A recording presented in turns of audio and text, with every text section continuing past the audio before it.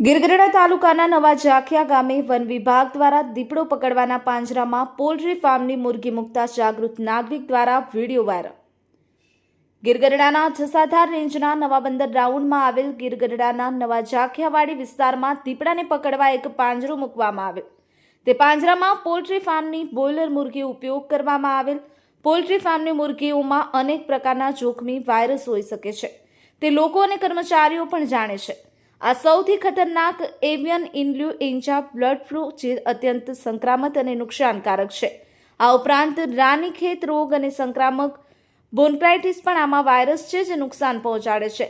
લિમ્ફોઇડ લ્યુકોસિસ આ જ વસ્તુ જો પબ્લિકથી થાય તો વન વિભાગને આ બધા વાયરસ દેખાય અને વન વિભાગ દ્વારા તકેદારી જાહેર થાય છે। તે જાણે પણ છે કે પોલ્ટ્રી ફાર્મની મુરગીઓમાં વાયરસ અનેકવાર આવે છે, છતાંય વન વિભાગ જાણી જોઈને આ વન્ય પ્રાણીઓ માટે શા માટે જીવના જોખમનું સેવન કરાવે છે અને વન વિભાગ દ્વારા ખુલ્લા પાંજરાઓનો ઉપયોગ કરવાનો હોય એથી જગ્યાએ વન વિભાગ દ્વારા સાઇડ સ્ટરના પાંજરાઓ મૂકવામાં આવે છે। તેવા પાંજરાનો ખરેખર ઉપયોગ ના કરવો ન હોય।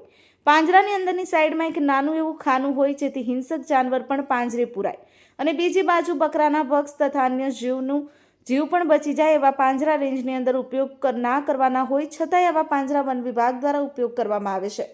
પ્રાપ્ત વિગતો અનુસાર દીપડા પકડવાના પાંજરામાં પોલ્ટ્રી ફાર્મની સસ્તી મુરગીઓ મૂકી અને બકરાઓના ભક્ષનું મસ્ત મોટા બિલો બનાવી સરકારના ચોપડે પણ એક કૌભાંડ કરવામાં આવે છે। તપાસ કરવામાં આવે તો તેમાં મસ્ત મોટું કૌભાંડ બહાર આવે તેવી શક્યતા છે। બ્યુરો રિપોર્ટ, ગિરનાર અવાજ ન્યૂઝ, ગીરગઢડા।